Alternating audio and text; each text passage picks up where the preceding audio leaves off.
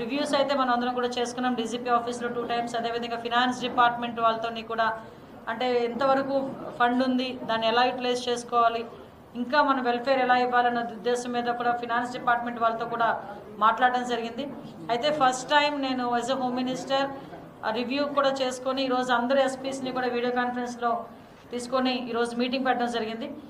Main ఎజెండాగా ఈరోజు మీటింగ్లో కూడా మనకి గాంజా ఎలాగ మనం అరికట్టాలి, అదేవిధంగా గాంజా విషయంలో ఎన్ని కేసెస్ మనకు అందరికీ కూడా ఫైల్ అయినాయి, ఇంకా మనం ఏ ప్రికాషన్స్ తీసుకుంటే గాంజాని మనం ఇంకొంచెం ఎఫెక్టివ్గా మనం అరికట్టగలం అన్న దాని మీద ఒక డిస్కషన్ జరిగింది. At the same time crime against women మీద కూడా ఇప్పుడు ఏదైతే చిన్న చిన్న పిల్లల మీద అబ్యూజెస్ జరుగుతున్నాయో, ఉమెన్ మీద అబ్యూజెస్ జరుగుతున్నాయో వాటి మీద మనం ఎలా నివారించడానికి మనం ఎటువంటి ప్రోగ్రామ్స్ తీసుకోవాలి, అట్ ద సేమ్ టైం ఎలా పబ్లిక్ పార్టిసిపేషన్ అనేది చేయాలి అన్న దాని మీద ఒక కార్యాచరణ ప్రకటించడానికి, అదేవిధంగా పోలీస్కి సంబంధించి వెల్ఫేర్ మీద కూడా ఇప్పటి వరకు పోలీసులు నేను చాలా సందర్భాల్లో చెప్తున్నా, వెహికల్స్ విషయంలోని కానీ పోలీసులకి ఈవెన్ వెహికల్స్ కూడా లేని పొజిషన్ నుంచి ఈరోజు పరిస్థితులు ఉన్నాయి. అట్ ద సేమ్ టైం ఆరోగ్య భద్రత కూడా ఫుల్ ఫ్లెజ్డ్గా పోలీస్ డిపార్ట్మెంట్ వాళ్ళకి వెళ్ళని సిచ్యువేషన్స్, అదేవిధంగా అదర్ ఇంకా వెల్ఫేర్ మెజర్స్ అన్నీ ఉన్నాయండి. బట్ అన్నిటి గురించి కూడా చాలా డీటెయిల్డ్గా మేము ఈరోజు డిస్కషన్ చేసుకోవడం అయితే జరిగింది.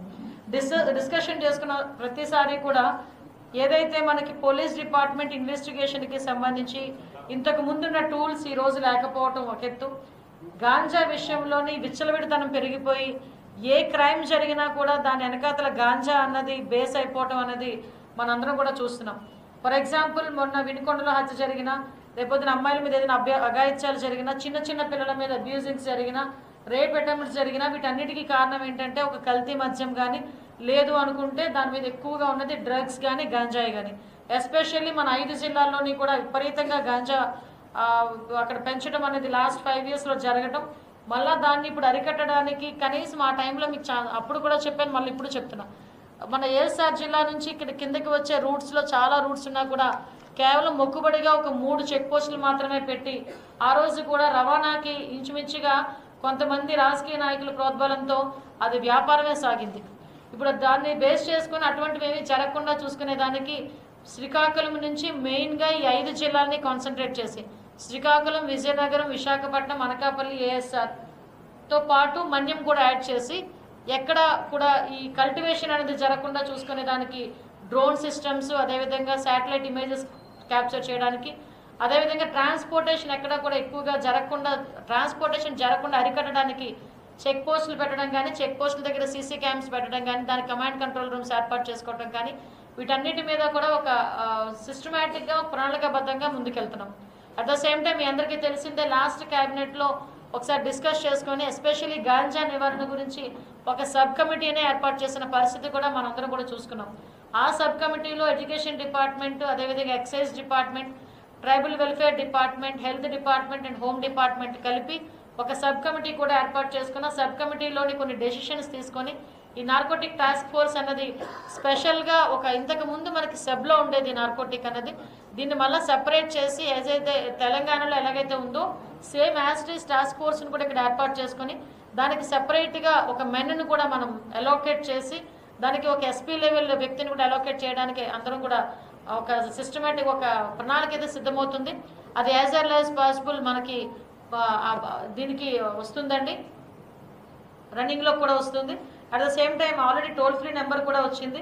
దీని అంతటినీ కూడా ఒకరోజు మేము లాంచ్ చేసేటప్పుడు అవన్నీ కూడా మీకు అందరికీ కూడా చెప్పడం జరుగుతుంది.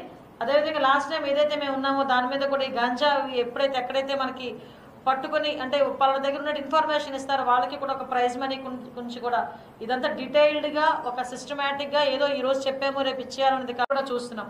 ఫర్ ఎగ్జాంపుల్ మొన్న వినుకొండలో హత్య జరిగినా, రేపొద్దున అమ్మాయిల మీద ఏదైనా అఘాయిత్యాలు జరిగినా, చిన్న చిన్న పిల్లల మీద అబ్యూజింగ్స్ జరిగినా, రేప్ అటెంప్ట్స్ జరిగినా వీటన్నిటికీ కారణం ఏంటంటే ఒక కల్తీ మద్యం కానీ, లేదు అనుకుంటే దాని మీద ఎక్కువగా ఉన్నది డ్రగ్స్ కానీ గంజాయి కానీ. ఎస్పెషల్లీ మన 5 జిల్లాల్లోని కూడా విపరీతంగా గాంజా అక్కడ పెంచడం అనేది లాస్ట్ 5 yearsలో జరగడం, మళ్ళీ దాన్ని ఇప్పుడు అరికట్టడానికి కనీసం ఆ టైంలో మీకు అప్పుడు కూడా చెప్పాను, మళ్ళీ ఇప్పుడు చెప్తున్నా, మన ఏఎస్ఆర్ జిల్లా నుంచి ఇక్కడ కిందకి వచ్చే రూట్స్లో చాలా రూట్స్ ఉన్నా కూడా కేవలం మొక్కుబడిగా ఒక 3 చెక్ పోస్టులు మాత్రమే పెట్టి ఆ రోజు కూడా రవాణాకి ఇంచుమించుగా కొంతమంది రాజకీయ నాయకుల ప్రోద్బలంతో అది వ్యాపారమే సాగింది.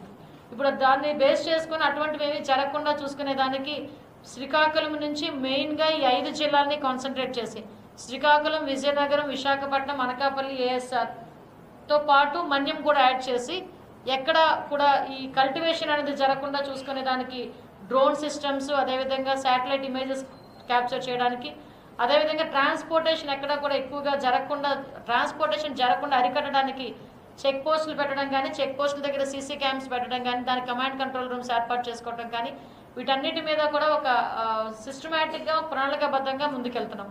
అట్ ద సేమ్ టైం మీ అందరికీ తెలిసిందే, లాస్ట్ క్యాబినెట్లో ఒకసారి డిస్కస్ చేసుకొని ఎస్పెషల్లీ గాంజా నివారణ గురించి ఒక సబ్ కమిటీనే ఏర్పాటు చేసిన పరిస్థితి కూడా మనందరం కూడా చూసుకున్నాం. ఆ సబ్ కమిటీలో ఎడ్యుకేషన్ డిపార్ట్మెంట్, అదేవిధంగా excise department, tribal welfare department, health department and home department కలిపి ఒక సబ్ కమిటీ కూడా ఏర్పాటు చేసుకున్న. సబ్ కమిటీలోని కొన్ని డెసిషన్స్ తీసుకొని ఈ నార్కోటిక్ టాస్క్ ఫోర్స్ అన్నది స్పెషల్గా ఒక ఇంతకు ముందు మనకి సబ్లో ఉండేది నార్కోటిక్ అన్నది, దీన్ని మళ్ళీ సెపరేట్ చేసి ఏదైతే తెలంగాణలో ఎలాగైతే ఉందో సేమ్ యాస్టీస్ టాస్క్ ఫోర్స్ని కూడా ఇక్కడ ఏర్పాటు చేసుకొని దానికి సెపరేట్గా ఒక మెన్ను కూడా మనం అలోకేట్ చేసి దానికి ఒక ఎస్పీ లెవెల్ వ్యక్తిని కూడా అలోకేట్ చేయడానికి అందరం కూడా ఒక సిస్టమేటిక్ ఒక ప్రణాళిక అయితే సిద్ధమవుతుంది.